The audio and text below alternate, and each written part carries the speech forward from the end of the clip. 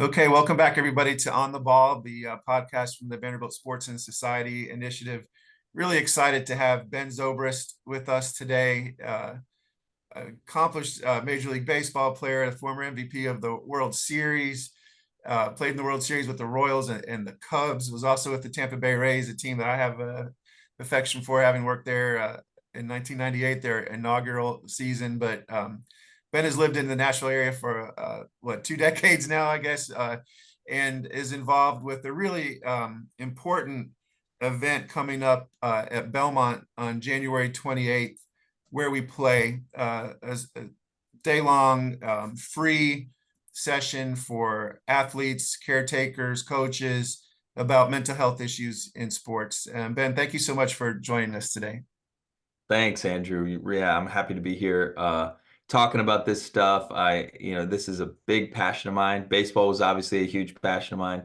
Loved my time in baseball, and now I get a chance to work with athletes and the people that are supporting them daily. So this is a super exciting event coming up for me. Okay, so I've got a lot of questions about your career and your thoughts on mental health and issues Uh-huh. for athletes at all levels, but Yeah. about this event specifically, what can you Yeah. tell us about it? January 28th at Belmont from 10 a.m. to 3:30. It's free. I know there's some amazing speakers that are committed or invited. What can you tell us Yes. about it? Yes. Well, it is going to be really exciting.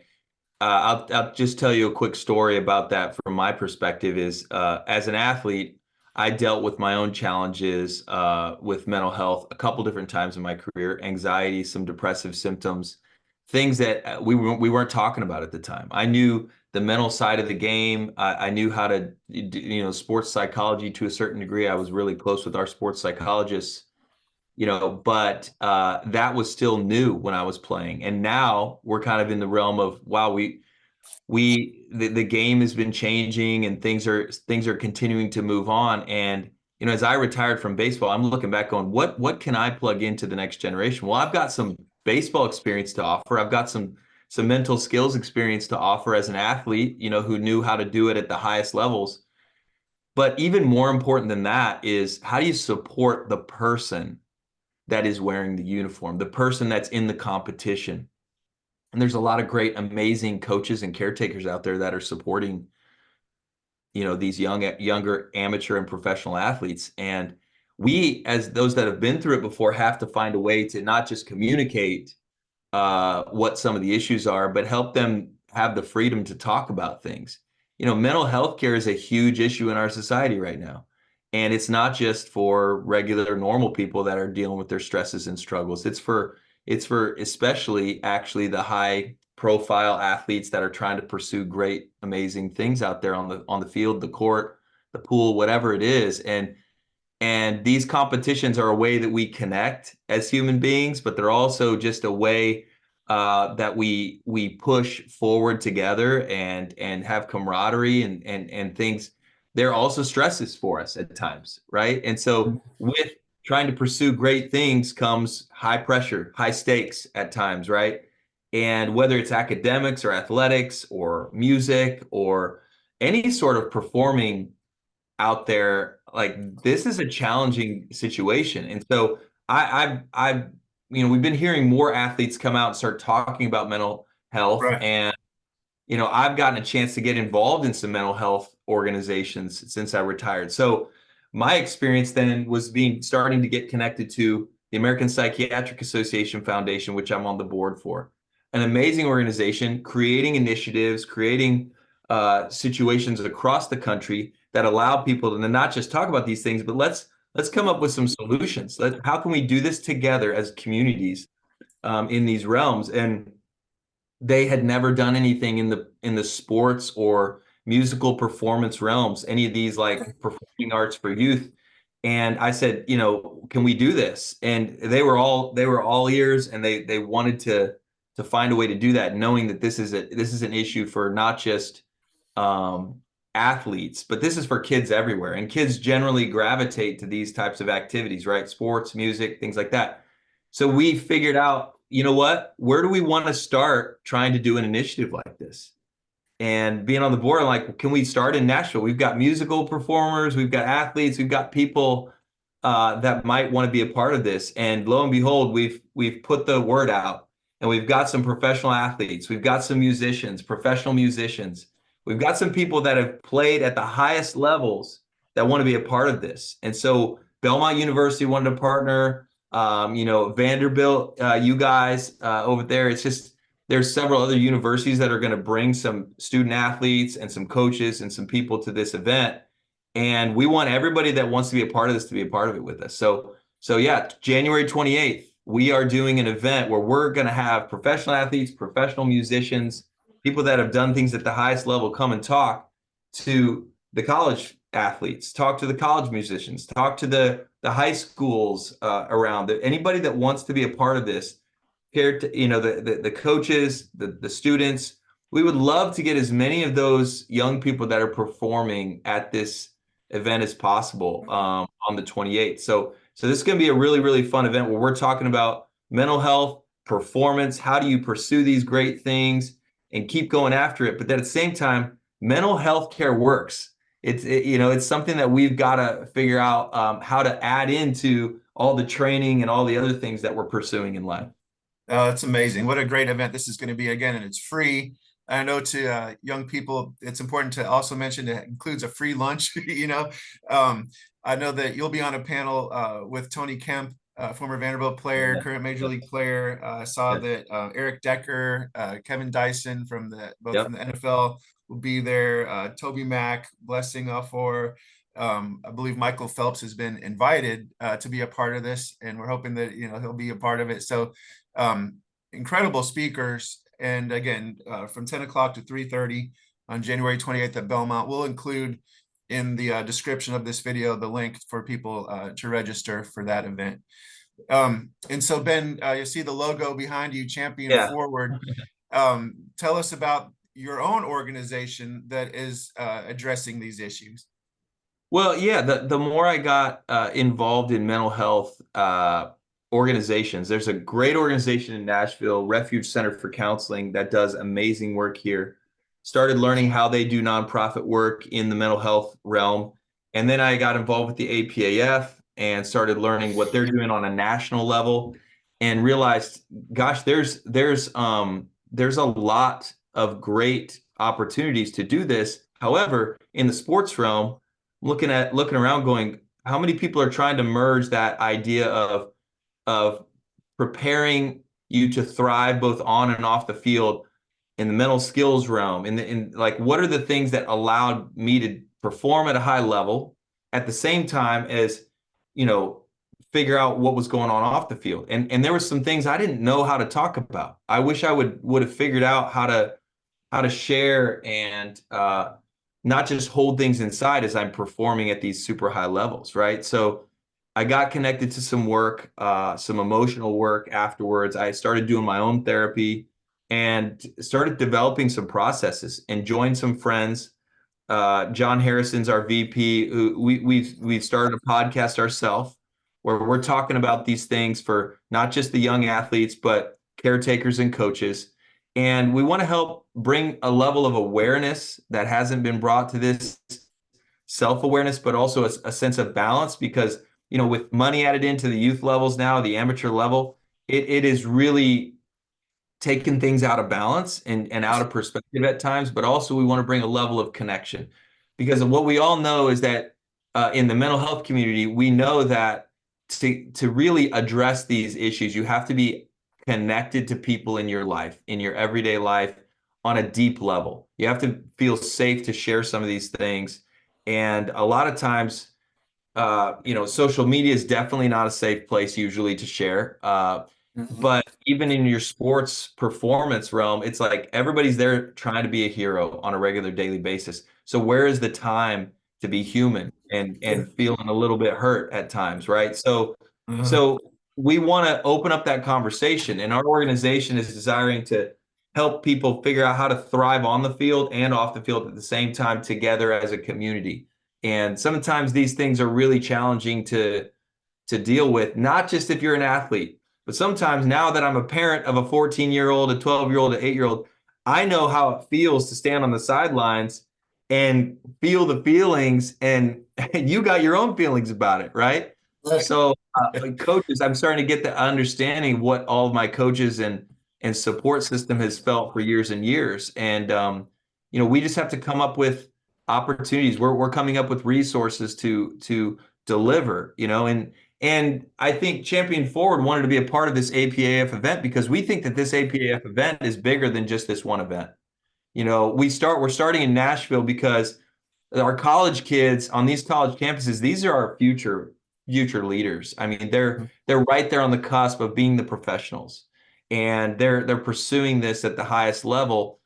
We need them to be the most emotionally intelligent of anybody going into the professional world, right? And so those of us that have been through some things need to come back and try to plug into this generation.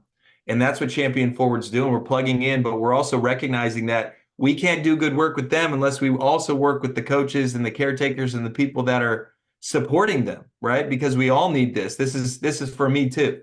Yeah. Wow. So many things you mentioned there that I wanted to follow up on, this idea of safe spaces to talk about things. I imagine a Major League clubhouse or NFL locker room or very difficult spots to just open up, the imbalances in youth sports. My son's 10 years old playing travel baseball, and I see that and try to resist that world as much as possible. But it's like, what choice do you have? But there was something that you mentioned in your bio on your website, and I'm a Green Bay Packers fan, and I remember reading an article about Aaron Rodgers after the Packers beat the Steelers in the Super Bowl, and he said he was sitting on the bus after the celebration on the field and the locker room. They're headed back to the hotel, and he felt sort of an emptiness, like I reached the top, and now what? Or this is it, And a similar line in your bio, it says after winning his second MLB World Series and being named MVP, Ben Zobrist thought he was at the peak of his career, but when the wind settled, he felt something was still missing. And I think about all these kids would love to play in the World Series. The dream come true to be the World Series MVP, and they think that like maybe life is set. It's everything's gravy after that. And to think about Aaron Rodgers sitting on the bus feeling an emptiness, or you feeling like what else is there after reaching that pinnacle? Like, can you take us back to that moment, how you felt and like what you were thinking about at that stage of your career, which to the outside world would have been, how does it get any better than that? Yeah, yeah. Well, I, I think sometimes we get it mixed up, right? Especially when you're younger and you're trying to figure out what is really going to give me life. What's going to help me feel full of life and full of energy and full of motivation on a daily basis that I love to do. And to a certain degree, you think, well, sports is it. If you love sports and you get to play sports, great. Like, what an amazing, joyful life that is to get to play. But for all of us, it comes to an end at some point. But even when you're playing, like I remember thinking, man, if I can just make it to the next level, like we could just win this state championship and then it's college. If I could just make it to professional baseball, oh, I made it. If I could just make it to double A and triple A, and oh, if I could just make it to the major leagues, that would be the end all be all. If I could just become an all-star, if I could just win a World Series, then you become the World Series MVP. It's like, what's the next thing? And I know that after seeing the weight of gold with which was a documentary with Phelps, like how some of the Olympic athletes have had those same feelings of there is not a next thing. So the achievement itself not only brings a level of pressure with it that is challenging to deal with, but then let's say you accomplish all the things. No, I don't want to hear. I will start. Sorry, I have some office mates that are a little loud every once in a while. Let me. So It's our athletic director is the funny part. All right, I'm going to mute myself. Continue, Ben. This is.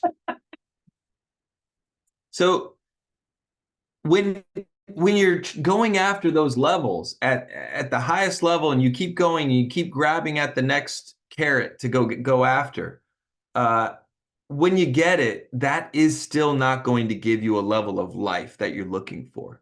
I think it's fun to pursue those things. The process, one of my managers used to say, the process is the goal. Like the process is really the thing that you love and that you want to keep pursuing. And it's so much fun to keep pursuing it.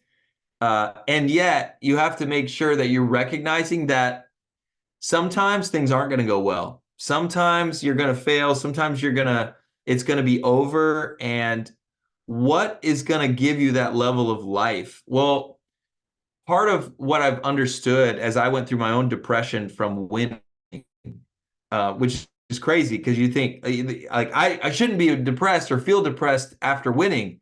But the truth is, I was still losing something. Even though I was winning the World Series, I was losing that carrot to go after.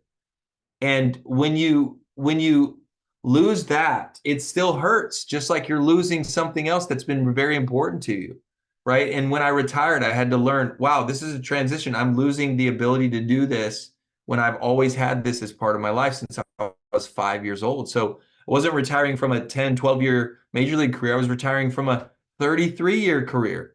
And so even a kid that plays through college, they're not just ending at the end of college if they don't go on to professionally. It's not a 4-year college career.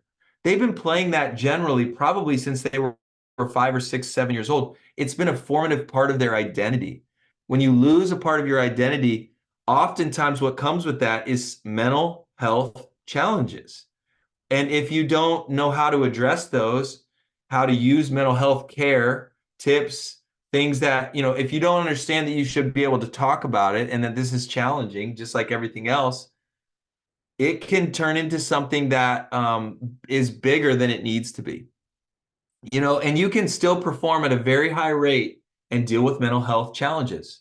And that's what I understand as well from this scenario. So we want people to feel like to find life is a lot more of a level of understanding, how do I stay connected to other people in my life?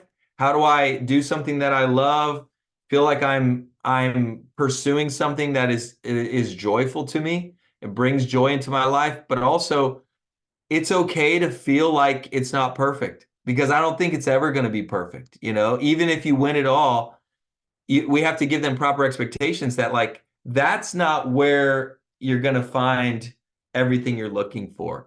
Actually, you could probably have everything you're looking for right now, wherever you are. And that's the beauty of being connected in community. That's beautiful.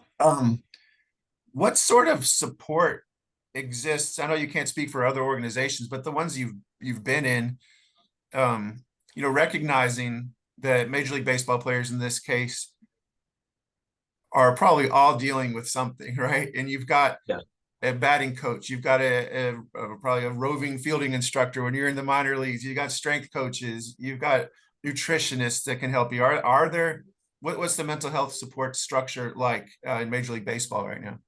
Yeah, in Major League Baseball, that's a good question. I know there's a couple organizations that do it well. One of them, I just talked to their main mental health, call them a counselor, but the San Francisco Giants have a great program right now in regards to mental health, combining mental health with mental performance, because oftentimes sports psychologists are part of organizations now, and every major university, Vanderbilt's got a great sports psychology program. But students, players, whoever's in that organization have to know how to take advantage of it. And the Giants have put together a great structure in which they've got a former player that actually struggled with their own mental health issues and, almost committed suicide. Life was spared. He now goes around and talks all the time about mental health care, the importance of it. And the guys listen. When people share stories that they've been through, somebody like me, when I get a chance to share my story on that stage, when Tony is a good friend of mine, when Tony talks about being a support system to friends of his who dealt with things, and also the struggles he's dealing with as a professional player right now, the stresses that he deals with. When we share our own stories, that has a powerful way of connecting with another person to open up the opportunity in the door to say, it's okay. If I'm struggling, it's okay. Let's do this together. Let's work this together. It doesn't mean my career is over. It doesn't say anything about me as a person that I'm struggling. What it says is you're a human being just like everybody else, pursuing heroic ends. And that's okay. Let's talk about that together. And that's one thing that people have available to them. Like Vanderbilt, you guys have a great sports psych program. We're going to have one of the top Vanderbilt sports psych people there that's going to get a chance to share with college athletes. This is available to you. These are the things that we have available on a regular basis. If you just take advantage of it, and I know Belmont's got it. I know most of the major universities have these programs available. You just have to be able to reach out and know where they're at. So we're going to share some of that with the local college kids, that what's available to them. But on a larger scale, the APAF is partnered with several organizations that are offering these things on a regular basis. I know of one great organization in town called Embrace Health. J.R. Green is a guy that I know who runs that organization. Like I said, Refuge Center for Counseling. There are a number of great organizations, but it always comes down to, do people know where they can go and how to get there, right? So that's part of what we have to lay out when we're on stage, when these kids are talking about it. It's like, what can I do now? If they're dealing with something, we want to provide the pathways of where they go next. I'm talking about professional sports, but you mentioned youth sports. You've got your own kids, and I do as well, playing sports. And it seems like if you wait until someone's in the major leagues to start addressing these issues, it's way too late. Like, what do you see as the biggest challenges or problems, things we're doing wrong as parents or as coaches at the youth sports level that may be setting our own kids up for issues they're going to be facing as teens and as adults, whether it's over professionalization of youth sports or the pressure, and I even find myself like praising my son for playing well or working hard in practice. And I wonder if to him that is creating the sense of his identity as a baseball player, and that, am I engaging with him in as many ways where, I try to, but like, you worked really hard on that paper too, and like you are much more than just a young athlete, but there's so many more visible opportunities to praise him for like that double that he hit in a game. Like, how do we be better about that at the youth sports level? Well, at Champion Forward, we're trying to stay up to date with all the latest research coming out. And there's one of the best researchers and most palatable reads coming out right now is Dr. Jennifer Wallace wrote a book recently called Never Enough. And it really talks about toxic achievement culture, what you can and should be doing for kids, but what some of the things you shouldn't. And she talks some about, I've heard her on podcasts also talking about this, that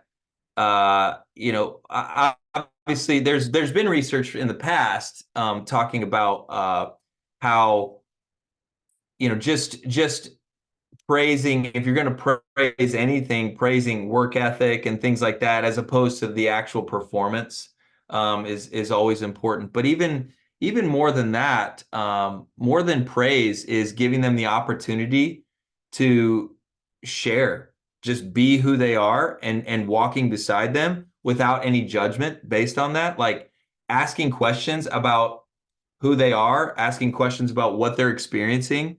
And then if they can just feel known, that tends to matter more than praising them for something specific that they were able to achieve or do. So praise is great, but to feel known for them is better, this younger generation. And another thing that I think is really important that we're kind of missing for young people right now, it seems, is they actually feel the more they get a chance to plug in and be a part of the work that makes a home happen or makes a team happen or makes a school happen. Even though they might complain about it at first, they actually want that. That makes them feel like they feel more purpose and feel like they matter, even though they might complain at first. And oftentimes, if you live in a what's called maybe a super zip code where you have everything available to some of these kids that are achieving at high levels, it can be detrimental to not make them work for things, to not make them do things around the house. Like, that's the kind of stuff that actually gives them a level of purpose, knowing that, hey, if you don't do your job, it doesn't get done. And we need to give them those types of things. And then I think the final thing I would say for parents, particularly, because parents and coaches get so wound up in, I got to provide and make sure that my kid gets to the next level. And they're so wound up and caught up emotionally in the process of what's happening for the kid. Most parents are not doing their own work. So if a parent isn't being emotionally intelligent on the sidelines and talking about how they feel as they're, experiencing what they're experiencing in their life, if they never show a level of vulnerability and transparency, then of course you can't expect the kids to do that. The kids have to know that their parents are doing the same work. And when you give them a shared language to talk about these things and say, hey, here's the emotions, let's use this emotions chart. It doesn't matter what emotions chart you use, but can you share an emotion? Can you tell me what's actually happening for you? And if both people in relationship, whether it's a parent and a student athlete or a coach and student athlete, if both people can do that in the same space, it starts to become commonplace to say, hey, we can talk about these things and we can keep pursuing and growing and getting better on the field. But at the end of the day, we can talk about being a human being together. And that's where people start feeling safe, comfortable, and free. That actually makes you a better player out on the field when you have to, focus. One thing I was curious about, from your experience as a major league player, I mean, there's some mental health, whether it's depression or anxiety or addiction that may have been with someone well before they arrived in the major leagues, but there's other aspects to being a major league player. I wonder, like, that are like a breeding ground for issues where you're away from family, you're traveling, you've got money, you're young, there's temptations all around, there's such pressure to perform. The entire world is watching everything you're doing and commenting on it in real time on social media. I mean, like, it seems almost impossible to avoid any issues that you already have becoming exacerbated or creating new problems. I mean, was that your experience with yourself and your teammates? Yeah, well, I saw it a lot. I definitely saw it a lot around me. I was pretty sheltered in two colleges that I went to, as far as like we didn't have social media. We didn't have phones that we were doing social media on. So it's a new time, a new day now where, kids are doing this from a very young age, and there's so much research about the negative effects of social media. That's one thing that I would highly avoid, especially when it's natural to compare yourself to the person next to you or compare yourself to the player next to you as an athlete. Get away from that comparison. The challenge needs to be between you and you. Like, can I become the best version of myself on a regular basis? And it's not sexy, it's not shiny, it's not the thing that's going to get you likes on social media, but it's things like time management. It's things like self-discipline, being able and willing to work when no one's working. It's knowing when to rest when someone's asking you to work too much. Like self-care, self-management, time management, financial management, networking skills, things like that those skills, are incredible for a young person to start to learn. And that's what we as adults should be handing them.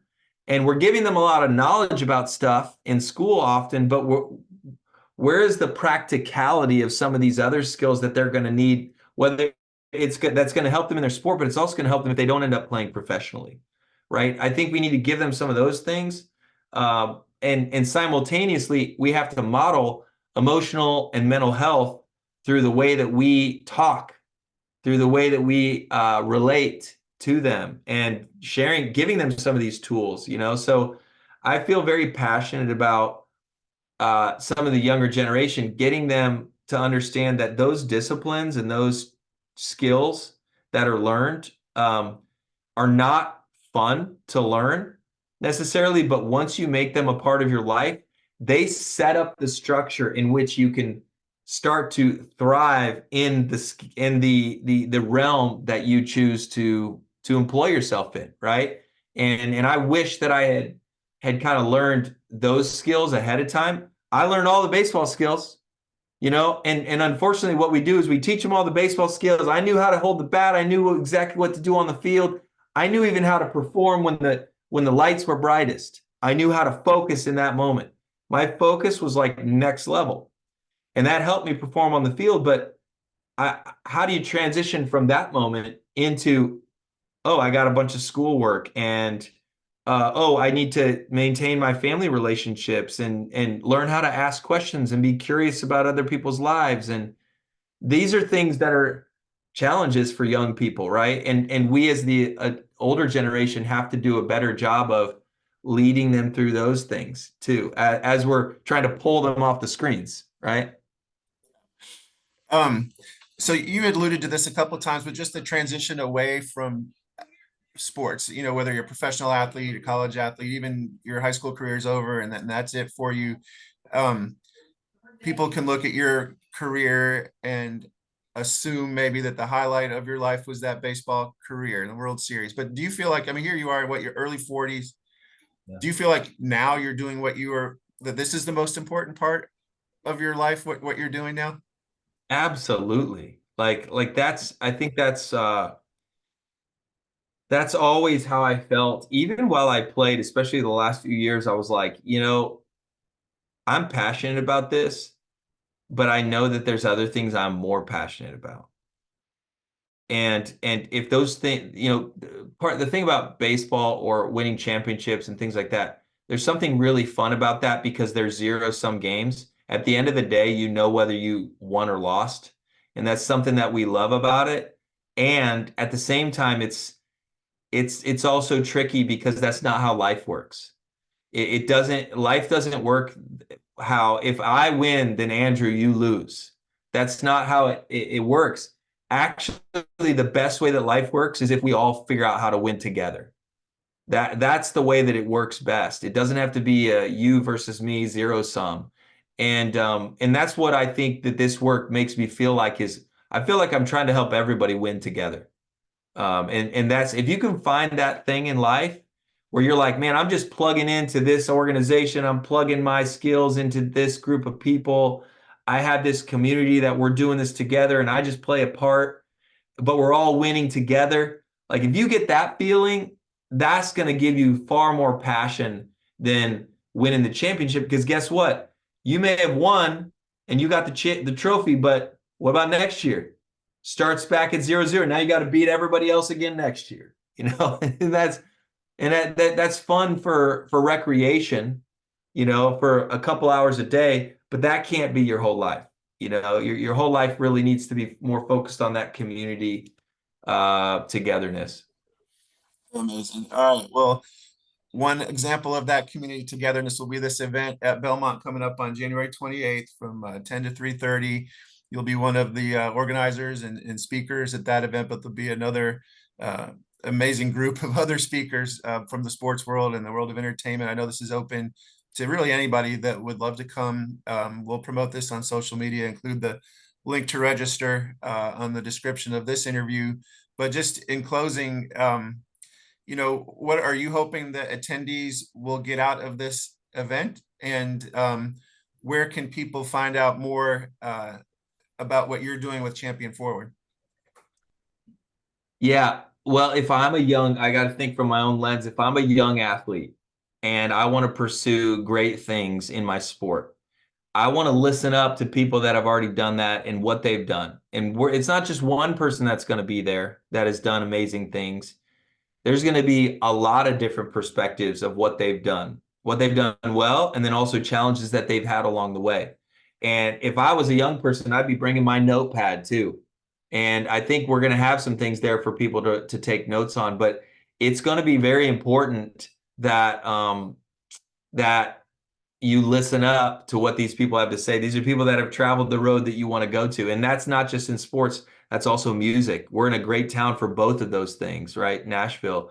And we've got some really amazing professionals lined up to talk about these things. So, I was in the baseball realm, but we've got athletes in all different sports. We've got musicians in different genres of music. And these musical guests are going to share some of their talent with us on stage. So that's going to be pretty special in and of itself. But at the end of the day, I hope they walk away going, wow, I want to make mental health care work for me in my career and my life. in general, because if I do this well, then it's going to only make me a better player and a better person down the road. Well, Ben, thank you so much for what you're doing. We're really fortunate that you're a part of the community here in the Nashville area. Hope to run into you again in person someday soon. I'll be there on the 28th as well. But again, thanks for taking the time to talk with us today, and good luck with the event. Thanks, Andrew. Appreciate you having me. All right, take care.